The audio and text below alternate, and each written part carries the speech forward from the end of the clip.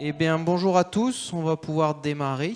On est content de voir du monde en face de nous pour cet atelier autour de la qualité de la donnée, qui, vous savez, donc je pense que si vous êtes là, c'est un enjeu pour les entreprises, qui est difficile d'exploiter en fait et d'en tirer parti si celle-ci n'est pas fiable.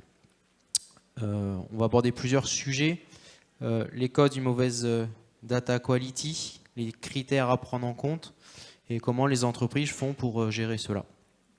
On est là pour vous aider à y voir plus clair et que vous puissiez passer à l'action après. Donc moi c'est Alexandre Herman, je suis manager data chez Datasulting. Ça fait une quinzaine d'années que j'accompagne du coup les entreprises sur les solutions décisionnelles, donc aussi bien sur la partie conseil que réalisation, également de l'accompagnement, cadrage des besoins pour les différents métiers. Bonjour à tous, je suis Anthony, donc ingénieur avant-vente chez MyReport. Donc MyReport est éditeur d'une solution de BI complète qui va vous permettre de centraliser, analyser et partager vos données. Donc notre mission, c'est vraiment du décisionnel, donc ça va être de vous accompagner dans la prise de décision, qu'elle soit fiable et qu'elle soit surtout basée sur l'exploitation de vos données.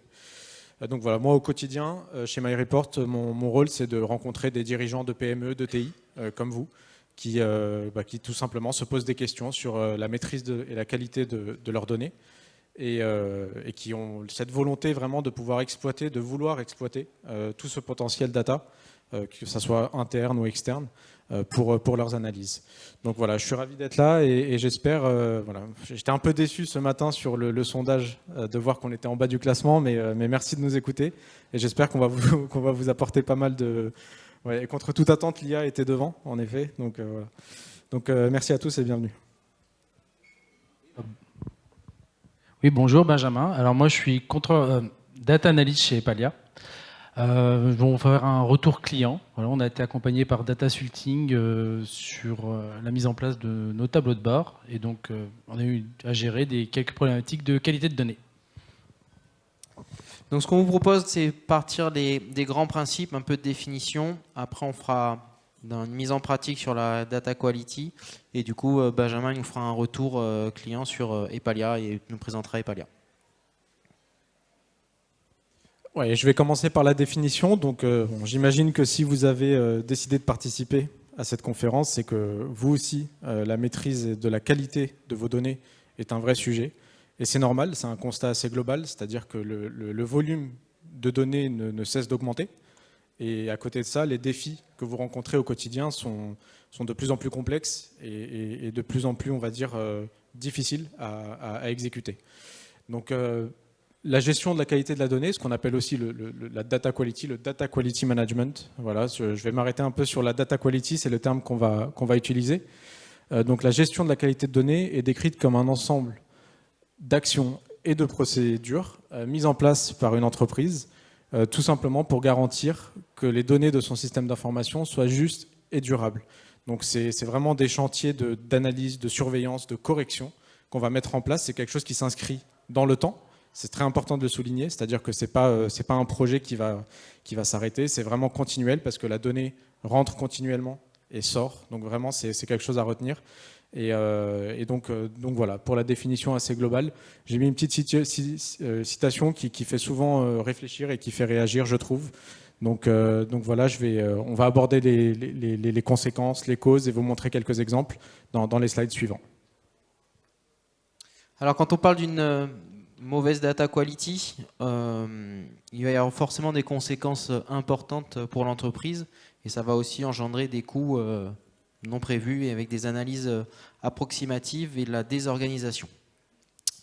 On peut parler de données manquantes, donc tout simplement pas remplies, oubliées.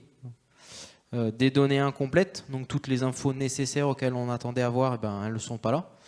Un numéro de téléphone, il manque des chiffres, un adresse mail pas complète, des adresses, peut-être des exemples comme ça. Erroné, donc on revient aussi un peu à la même chose sur une adresse non complète. Des doublons, quand on peut avoir plusieurs systèmes sources qui peuvent générer par exemple un client, on peut avoir des doublons de clients, donc après il faut qu'on voit quel est les informations maîtres et quel client on garde dans notre système en vue de faire des analyses derrière. Des données non conformes, donc ça c'est qui ne respectent pas plutôt les règles de l'entreprise.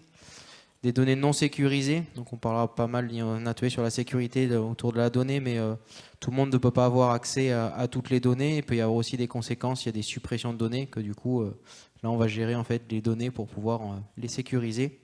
Et des données non pertinentes, celles qui ne sont pas nécessaires dans l'entreprise, mais qui peuvent rentrer dans les systèmes et que derrière, il n'y aura pas d'exploitation nécessaire sur ces données.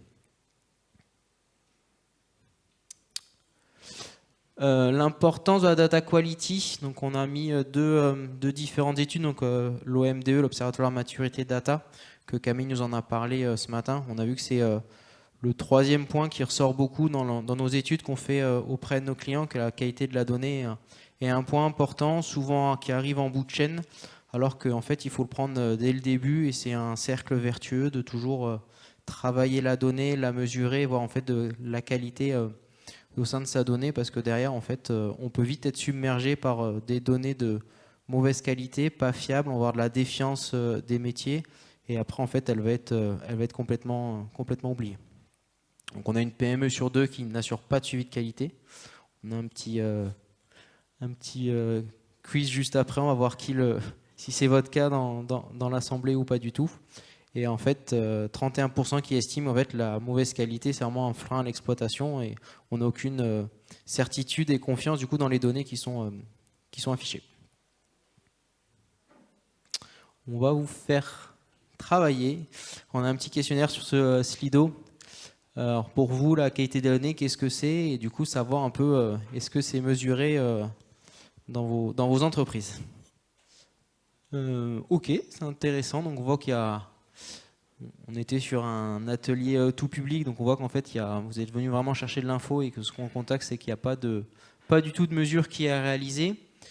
Mais c'est aussi intéressant de voir qu'en fait, il y en a qui ont vraiment mis des choses en place et qui la mesurent au quotidien. On pourra, je pense, échanger un petit peu puis nous dire en fait qu'est-ce que vous avez mis en place et comment vous êtes arrivé à mettre en place. Ça va revenir. Ouais. Qu'est-ce que vous avez mis en place comme plan d'amélioration? Merci pour vos retours. Donc on va juste se concentrer rapidement, sans être très redondant avec ce qu'a dit Alex sur les origines de la mauvaise data quality. Donc un petit rappel qui va parler à tous, c'est qu'une donnée de qualité, elle répond à des objectifs d'entrée et de sortie d'un processus. Donc forcément, là on va constater les origines d'une mauvaise qualité de données, va forcément justement prendre sa source dans le manque de bonnes pratiques ou de processus mis en place pour alimenter cette entrée de données. Donc l'une des premières raisons, alors des raisons il y en a plusieurs, vous les connaissez tous parce que vous êtes tous confrontés à ça. L'une des raisons principales et premières, toutes les études le montrent, c'est dû à une intervention humaine. Donc je vais pas répéter ce qu'a dit Alex, mais très souvent la saisie manuelle, les fautes de frappe, les saisies dans le mauvais champ, le fait de sélectionner aussi une mauvaise valeur dans une liste. Donc déjà le fait de mettre une liste déroulante, c'est quelque chose de très bien pour pouvoir justement un peu uniformiser la donnée. Mais très souvent les champs ne sont pas présents et on va utiliser la fameuse zone commentaire pour renseigner cette information. Donc tout ça, ça crée de la donnée qui va être très difficilement exploitable. Souvent aussi les origines sont organisationnelles. Donc les fameuses dark data, donc c'est toutes les bases de données, les fichiers Excel qui se baladent un peu sur tous les postes. Et c'est normal parce que vous avez besoin à un moment donné d'une analyse, d'être très pragmatique et votre outil ne permet pas de vous sortir cette analyse. Donc vous allez passer par des fichiers Excel, des bases externes.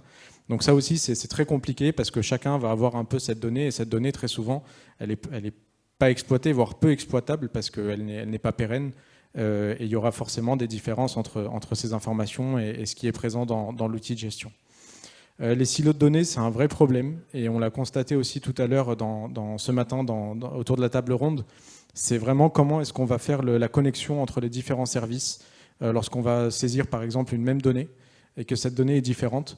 Et là, de vraiment déterminer où est la vérité, c'est assez complexe.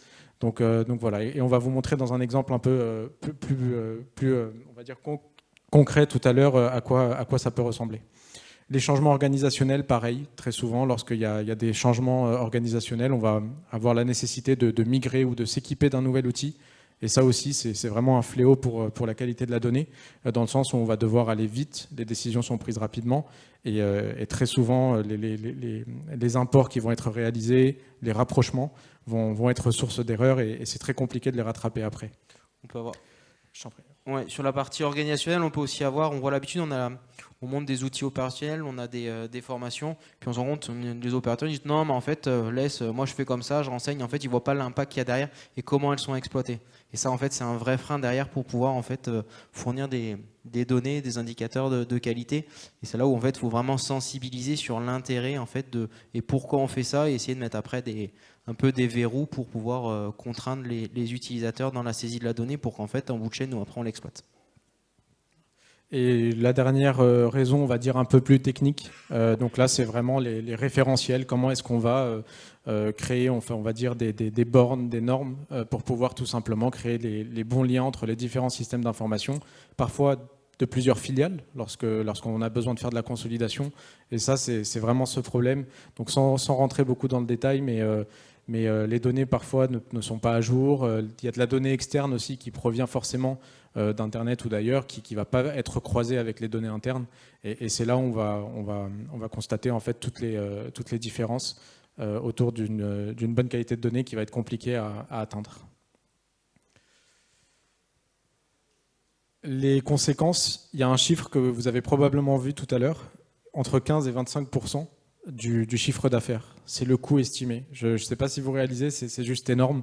Donc l'addition de tout ça, en fait, on va parler de temps humain, on va parler des décisions stratégiques qui vont être prises et qui peuvent avoir des conséquences, on va dire, très, très néfastes sur le long terme. Donc voilà, donc le premier point, le pilotage à vue, c'est exactement ce que je viens de dire. C'est très stratégique, c'est orienté sur la prise de décision. Donc l'instinct, souvent, il est important. L'expérience aussi est importante pour un dirigeant, bien entendu. Mais baser ses décisions sur de la donnée, ça va être quand même plus structurant, on va dire. Et il y aura cet aspect de confiance aussi. C'est-à-dire que si on a peu confiance en la donnée qu'on exploite, donc forcément, ça va être difficile de véhiculer aussi la confiance auprès des collaborateurs, des clients, des parties prenantes, des partenaires. Donc c'est un point très important. Après, il y a des coûts financiers qui vont être plus visibles. Les actions erronées. Je prends l'exemple souvent d'un colis ou d'une livraison qui va être livrée à la mauvaise adresse, à la mauvaise personne. Ça va déclencher tout un processus de retour, de livrer à la bonne adresse, qui a la bonne adresse. C'est beaucoup de tâches administratives et qui créent aussi beaucoup de démotivation. Donc là, les conséquences sont très opérationnelles. Et bien entendu, l'image que l'on a auprès de son client qui attend son colis patiemment. Donc c'est vraiment des conséquences qui sont énormes sur des causes qui parfois sont simplement sur une saisie d'adresse qui est erronée. Nous, on a un client, il est dans l'hôtellerie et en fait, ses principaux clients, c'est des Afghanistans. Pourquoi ? Parce que c'est le première nationalité qui arrive, l'opérateur, quand il doit saisir. J'espère qu'ils ne sont pas été faire des campagnes marketing directement là-bas. Hein. J'ai rien contre l'Afghanistan. Mais voilà, on voit que si on prend les mauvaises décisions avec des mauvaises données, on peut vraiment avoir des coûts financiers non négligeables et en fait, mal ciblés en fait, ces potentiels futurs clients.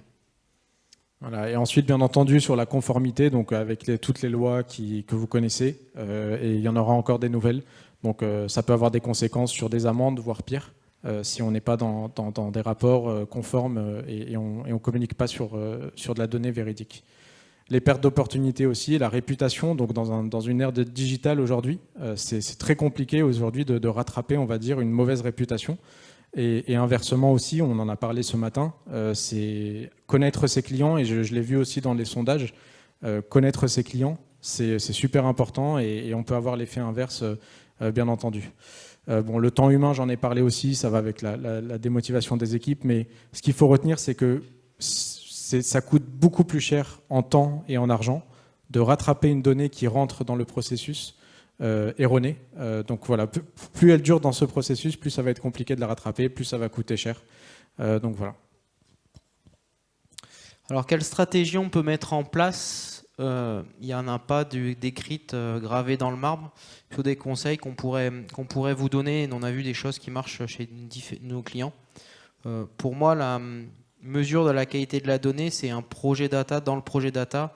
Et plus tôt on le démarre, mieux c'est. Parce qu'après, on est dans un engrenage et comme on a mis, on a un plan d'action, c'est mieux qu'hier, moins bien que demain. Mais si on se laisse déborder, bah oui, ça va être très très chronophage et on va pas savoir, on voit pas le bout du tunnel. Un peu comme toute stratégie, pour nous, il faut avoir un responsable, un sponsor qui va être garant en fait de la qualité et un peu faire de, je ne vais pas dire rabâchage, mais voilà, qui va aller vraiment sensibiliser ces équipes et toutes les équipes, parce que tout le monde est acteur sur la partie qualité de la donnée, de l'impact en fait que ça peut avoir. Donc ça va être beaucoup sur ce responsable qui doit avoir formé, communiquer et vraiment faire de la sensibilisation aussi de ces différentes équipes. Et on fait de la data, donc pour savoir si on a une qualité, il faut la mesurer, il faut mettre des tableaux de bord en place, on le verra après. Mais voilà, on veut du factuel, on produit des indicateurs pour du factuel. Donc en fait, si on ne le mesure pas, on est à l'instinct et on sait que l'instinct, ça a du bon comme du moins bon, on ne pilote pas à l'instinct. Alors on va passer après à des cas concrets, mais ce qu'on pourrait vous aimerait vous souvenir en fait, en voir en synthèse, c'est on pense qu'on a des données pourries, donc c'est juste on pense, c'est un sentiment, mais en fait on vous invite à le mesurer et après mettre les actions en place pour pouvoir en fait appliquer les corrections appliquées. Souvent on construit nous des systèmes décisionnels, donc on est plutôt en bout de chaîne, c'est pas trop notre vocation d'aller corriger la donnée, redresser la donnée, mais on va plutôt mettre en place des organisations, adapter les organisations ou les outils qui génèrent de la donnée pour pouvoir en fait corriger en amont ceux qui alimentent la donnée, alors que nous on est juste des exploitants de la donnée pour pouvoir prendre des décisions. En fait, et la bonne nouvelle c'est qu'en fait vous avez les compétences pour le mettre en place. Il suffit, on met un plan de suivi de la qualité, on définit des rôles, des responsabilités, des solutions existent, mais on voit qu'en mettant un tableau de bord, on va déjà voir les actions qu'il faudra mettre en place. Et après donner de la visibilité, motiver et pouvoir en fait fêter les petites victoires et voir en fait l'impact positif qu'on peut avoir d'avoir une donnée de qualité dans nos tableaux de bord et la confiance qu'on peut avoir de toutes les directions. Ouais, pour illustrer rapidement ce que vient de dire Alex, j'ai pris un exemple, un cas pratique très concret, c'est le nôtre, c'est celui qu'on a vécu en interne chez MyReport. Donc on est dans une situation classique, on a une PME française, on existe depuis 20 ans, on est 100 collaborateurs, on a 6 agences en France, et on se retrouve face à une décision stratégique que aussi vous avez tous connue forcément, de changer de RP. Donc dans cette situation, on a un besoin de s'assurer que les données du nouvel ERP soient juste suite à l'import, et surtout pendant la phase de double saisie. Donc c'est là que les outils de BI interviennent. C'est là que l'importance, on va dire, d'un data warehouse, donc d'un entrepôt de données, qui va permettre de faire justement le tampon, tous ces rapprochements entre ces champs qui ne sont pas souvent identiques, bien entendu, entre les deux ERP. Et c'est là en fait où on peut s'appuyer sur cet outil, sur cet entrepôt qui va tout simplement apporter tous les bénéfices. Donc je vais vous montrer 2-3 slides juste pour illustrer ça. Donc, comment est-ce qu'on y répond? Donc, pardon, je te laisse juste modifier ça. Donc, non, pas de problème. Donc, la première étape, on va dire, c'est de la partie data management. Et c'est là où, à travers différentes formules, différentes, on va dire, actions, c'est-à-dire que MyReport intègre, donc on a utilisé bien entendu notre outil de BI. Hein. Donc, tout ce que vous voyez ici, ça provient de MyReport, mais ici, tout simplement, on va permettre de s'assurer de différentes dimensions de la qualité de la donnée. La complétude, la précision, la conformité, la fraîcheur. Et ça va permettre tout simplement que lorsqu'on va réaliser cet import entre l'ancien ERP et le nouvel ERP, tout simplement déjà d'avoir une énorme partie qui est normalisée, qui est fiable et avec des données justes. Donc ça, c'est un point important et le témoignage de ce matin aussi de la table ronde, je pense que c'était Monsieur Roux. Inovi. Exactement. Où en fait c'était très pertinent parce qu'ils se sont retrouvés avec du multisite, plusieurs filiales. Et il a beaucoup mentionné ces bénéfices derrière un entrepôt de données. Et là, ça en fait partie. Donc voilà pour l'exemple.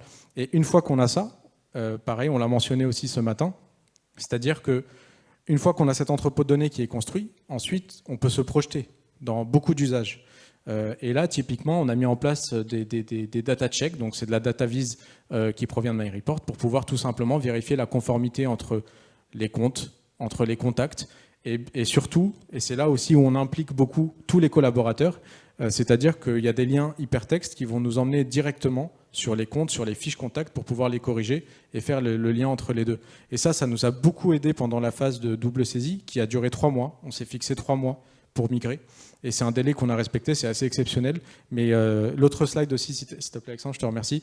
Là, typiquement, c'était pour vérifier la conformité des affaires saisies. Et très facilement, on peut avoir la liste des affaires en cours qui sont cohérentes et les autres où il y a un décalage, que ça soit sur l'étape, sur l'interlocuteur. Donc voilà, piloter à travers la data vise. Et là, le fait que ces dashboards soient déjà mis en place, consulté par la direction, bien entendu, mais surtout par les premiers concernés. Ça implique tout le monde, ça met de la rigueur. Et on sait que nos actions que l'on fait, il y a un peu cette notion de satisfaction, on va dire, lorsqu'un salarié va tout simplement passer dans le vert. On va tous un peu rechercher ça, et c'est l'objectif qu'on s'est fixé. Et donc voilà. Je pense qu'il y a un autre exemple aussi, si tu veux réagir là-dessus. Non, ce que j'allais dire, nous aussi, en interne Data Sulting, du coup, on a mis en place vraiment, même nous aussi, de la qualité de la donnée. Dans notre pilotage, on a plusieurs outils. On a un outil de CRM, un outil de facturation, un outil de suivi du temps. Et on s'est mis aussi un tableau de bord qui nous génère des alertes automatiques. Au début, c'était toutes les semaines. Après, tous les mois, pour nous alerter en fait, quand on a en fait, des corrections à les faire. Et ce que tu expliquais, on a directement le lien. Donc la donnée est facilement accessible pour pouvoir en fait, la redresser tout de suite. Et c'est le slide d'après, justement, sur des alertes. Donc là, typiquement, mais tu as très bien fait de le mentionner, tout simplement des alertes qui vont dire que tel champ est mal renseigné, donc merci de revenir dessus. Et ça, c'est vraiment automatisé, et ça fait partie de l'amélioration de la qualité de la donnée. Je pense que le dernier, ça concerne le résultat. Donc voilà, c'est un process qui a duré, mais la cohérence a pu être contrôlée en quasi temps réel avec des dashboards. Et les actions correctives ont été mises en place dès que nécessaire. Donc ça fait partie, et comme l'a dit, la data quality s'inscrit souvent dans des projets plus globaux de BI, de souvent data ça vient en governance. bout de chaîne. On dit Voilà, on verra plus tard, on fait d'abord le Exactement. projet et on mettra la qualité de la donnée dans un second temps. Et ça peut avoir des coûts et des répercussions. Et c'est surtout beaucoup plus complexe de rattraper derrière plutôt que d'anticiper en amont. Mettre les bons process dès le début, les bonnes pratiques, et derrière, en fait, on gagnera du temps par la suite. Benjamin, on va te laisser la parole pour nous présenter Epalia du coup. Alors rapidement, Epalia, on est une société donc industrielle, on est leader français du réemploi de palettes. Donc le réemploi de palettes, c'est différents métiers, mais qui consistent à venir récupérer des palettes, les trier, les réparer et les remettre sur le marché ou les réalimenter des usines. Donc on est un acteur de l'économie circulaire, on est un des premiers en France. On est présent sur toute la France, en région Occitanie, on a 3 sites, Béziers, Toulouse et Montauban. C'est toi le Lyonnais alors? C'est moi le Lyonnais parce que voilà, notre siège social est à Lyon, sachant qu'on est plutôt une entreprise origine plutôt nord de la France, Bretagne. Voilà, donc on parle du réemploi. Je veux bien que tu passes à la slide suivante. Vous voyez, on est quand même sur des schémas un peu compliqués. On a beaucoup de la balette, en fait, ça voyage beaucoup. C'est dans des camions, ça passe par des entrepôts, par des usines, c'est des fois maltraité, c'est cassé, ça a besoin d'être réparé. Il y a des systèmes de consigne, de déconsigne. Donc voilà, on est quand même sur un schéma qui est complexe. On a beaucoup de saisies qui sont faites sur des systèmes qui peuvent être différents. Alors nous, on a nos propres systèmes, mais on peut aussi récupérer des données des systèmes de nos clients pour des gestions de consignes. Donc voilà, on a beaucoup de données et donc des sources différentes. Et donc on est actuellement dans un processus de refonte de notre data. Je vais te dire de quel type de données du coup vous exploitez? Alors on utilise, c'est beaucoup des données de notre ERP et on a 2 solutions propriétaires. Donc on gère, c'est nos bases de données qu'on a montées. Et bon voilà, par contre qui sont alimentées soit par de la saisie directe, par nos opérateurs, soit directement par nos clients. Ok. Et du coup, donc la qualité de la donnée, quelle prise de conscience a été prise chez Epalia? Vous en êtes où du coup sur ce sujet-là du coup chez vous? Alors la prise de conscience, il y a eu plusieurs anecdotes, je ne sais pas si le terme est bon, mais une fois on s'est retrouvé quand même avec une palette achetée à plus d'1 million d'euros. Donc, on va investir dans la palette. Donc voilà, et puis il y a surtout là, une petite phrase du président aussi qui disait souvent, mais en fait, on passe plus de temps à parler de la qualité du thermomètre que vraiment de la mesure en elle-même. Donc ça, c'est revenu plusieurs fois, c'est un peu un leitmotiv de la direction. Donc là, on s'est dit, bah voilà, il y a vraiment quelque chose à faire. Et donc en fait, c'était vraiment en amont du projet de refonte de notre data. Donc, en fait, on a tout de suite essayé de mettre des bonnes pratiques de data quality dans le projet. Et surtout, en fait, on a beaucoup travaillé avec l'exploitation, avec les opérateurs, les gens qui saisissent. Donc, en fait, au départ, dans le projet avec Data Sulting, on avait une masterclass, un peu de formation. Et donc, sur cette masterclass sur la qualité des données, en fait, on a invité une dizaine de personnes, vraiment les gens vraiment concernés, pour qu'ils aient un peu une idée au-delà de dire mais non, vous faites de mauvaises saisies ou Une vraie prise de conscience. Voilà, on dit c'est pas nous, c'est pas la DSI ou la data qui va vous faire la leçon. On va prendre quelqu'un d'extérieur qui va venir un peu vous expliquer aussi, voilà, pour dire que c'est pas juste en fait un cas particulier de chez Epalia, mais voilà, c'est des choses qui arrivent et il y a des bonnes pratiques à mettre en place. Donc voilà, en fait, on travaille beaucoup avec les métiers, on les intègre et puis après, on a mis des choses en place, comme montré précédemment, hein, des rapports avec des liens qui permettent directement de se connecter après à la source de données pour venir faire les corrections. Voilà, nous, ce qui était décidé, c'est voilà, on corrige dans les sources directement parce qu'après, il y a des impacts sur la facturation, sur la comptabilité. Donc, j'allais dire, c'est quoi du coup les bénéfices attendus et ceux qui seront à venir avec mise en place d'une mesure de la qualité de la donnée? Alors disons qu'il y a un côté un peu sympa pour nous, c'est de dire non, c'est pas parce que notre requête elle est mal faite ou qu'on n'a pas pris on n'a pas pris en compte des cas particuliers. C'est vraiment de dire voilà, c'est vous les opérateurs, c'est vous qui saisissez, donc vous êtes responsables. Voilà, donc on a vraiment avancé là-dessus en fait. Une responsabilité organisationnelle. Voilà, c'est ça. Et c'est voilà, en fait, au-delà vraiment de la technique ou des outils, c'est vraiment de dire, voilà, c'est des processus. C'est un moment où on va uniformiser aussi la façon de saisir ces différents éléments. C'est moins de la technique, c'est plutôt c'est très humain et c'est très organisationnel dans l'entreprise. Tout à fait. Ouais, et juste, c'est difficile de mesurer aussi le travail qui est fait sur un projet de data quality. Mais voilà, il y a des taux qui existent, des taux de conformité, des taux de cohérence, etc., qu'on peut facilement mettre en place aussi pour tout simplement évaluer et se fixer des objectifs.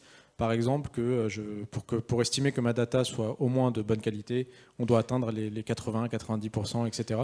Donc c'est des choses aussi qui peuvent se mettre en place. Parce que c'est difficile finalement de se dire quel est mon ROI vis-à-vis de cet investissement.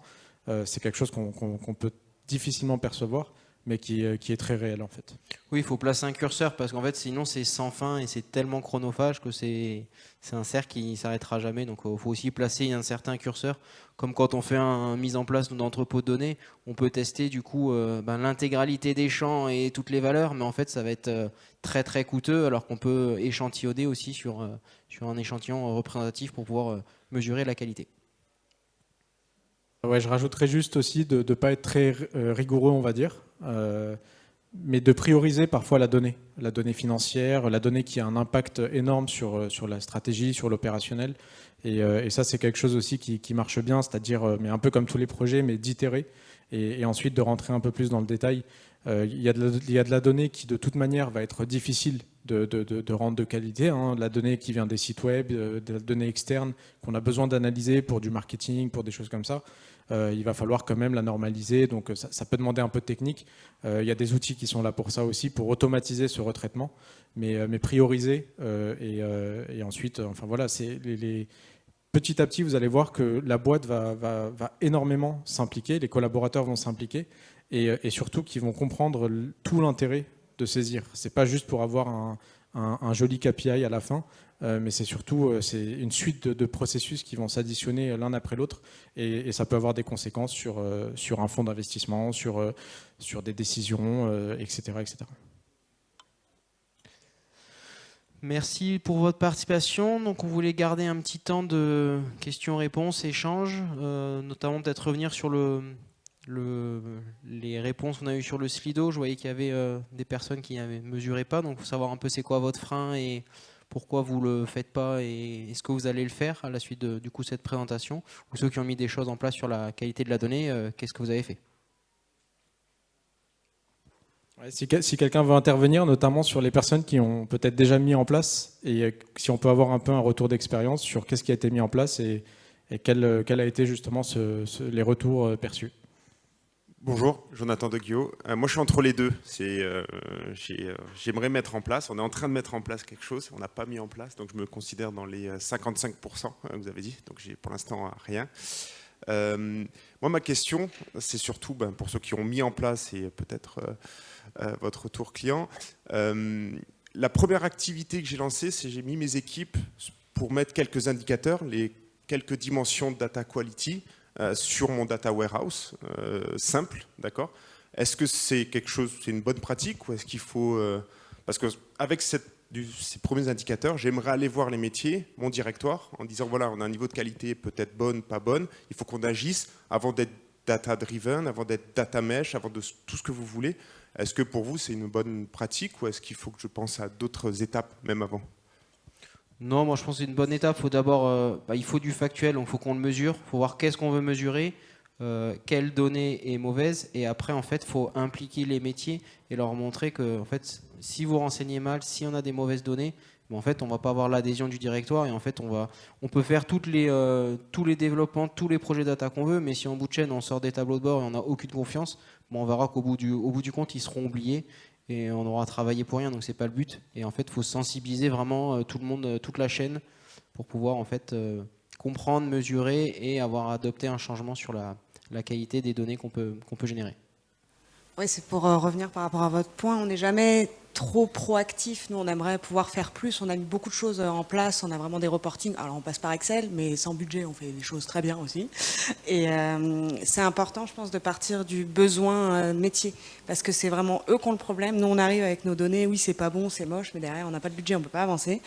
Et le terrain nous dit, oui, nos données sont pourries. Ça, tous les jours. Mais il faut le manager. Et une fois que c'est pourri, comment on avance dessus? Nous, on a vraiment la prise de conscience entre la complétude et la qualité. Et aujourd'hui, notre qualité, la fraîcheur, c'est le plus dur. Il faut mettre des API en place pour avoir les bons sirettes, la dématérialisation qui va arriver les prochaines années, ça va quand même... Ouais, faites la grimace, nous aussi. Donc, c'est compliqué. Mais le besoin terrain fait avancer grandement les choses. Ça paraît un peu... on fait vraiment service support et on n'est pas proactif dessus.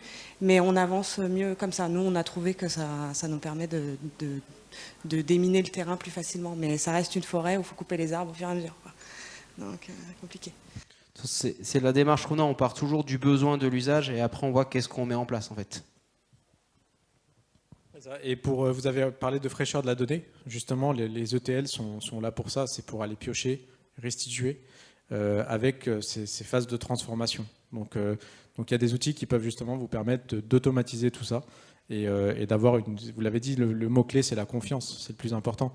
Et pour rebondir sur ce qu'a dit monsieur aussi, pour fédérer, je pense le plus important, et pour aller, on va dire, vendre un projet auprès d'une direction, c'est tout simplement de poser la question sur la confiance autour de la donnée. Et toutes les études que l'on voit sont souvent, elles sont très parlantes. Les chiffres sur la confiance sont, des directeurs, souvent, ils ont peu confiance en la donnée qu'ils exploitent. Et voilà, c'est assez alarmant, quoi. Bonjour, merci beaucoup pour la présentation. Mon question peut-être un peu simple, mais pour améliorer la qualité de données, il faut le mesurer. Du coup, la question, c'est lesquelles métriques vous pouvez dire ou conseiller pour vraiment mesurer la qualité dans les plusieurs axes, pour pouvoir le mesurer et améliorer en cours de temps. Merci. Là, c'est un peu propre quand même. Je vais faire une réponse normale, mais c'est un peu propre à chaque métier. On peut avoir l'exemple qu'on prenait, par exemple, on peut générer des factures sans client, ou un client, une société, il n'y a pas un SIRET de renseigner. Voilà, on peut avoir en fait tout type d'indicateurs. Ça dépend où on place le curseur et en fait où est-ce qu'on met de l'importance dans notre qualité de la donnée en fait. Donc là, c'est propre un peu à votre métier et ce que vous voulez en fait améliorer. C'est ça, c'est qu'il y a des théories qui sont en place avec différentes dimensions qui permettent de mesurer et d'améliorer. C'est des objectifs à atteindre. Après, ça dépendra beaucoup de la priorité et du métier de chacun. Et les questions à se poser, c'est aujourd'hui où saisissent mes collaborateurs et comment est-ce que déjà je peux commencer par améliorer ces saisies, détecter les erreurs entre une adresse, un numéro de téléphone, et c'est des choses qui peuvent être mises en place justement à travers différents outils. Et après, ça peut montrer aussi qu'on peut contraindre les outils sources, comme Anthony disait. Au lieu de laisser des champs libres de saisie, on peut mettre des listes déroulantes ou en fait appliquer des workflows de validation avant de saisir la donnée. En fait, avant de pouvoir la valider, il y a un petit processus qui tourne derrière pour pouvoir dire en fait, oui, tu valides ou pas cette donnée-là parce qu'en fait, c'est bien le format qu'on peut attendre en fait. Bon, je pense qu'on peut clôturer là. Merci à tous. Passez une bonne journée avec nous et puis au plaisir d'échanger tout au long de la journée.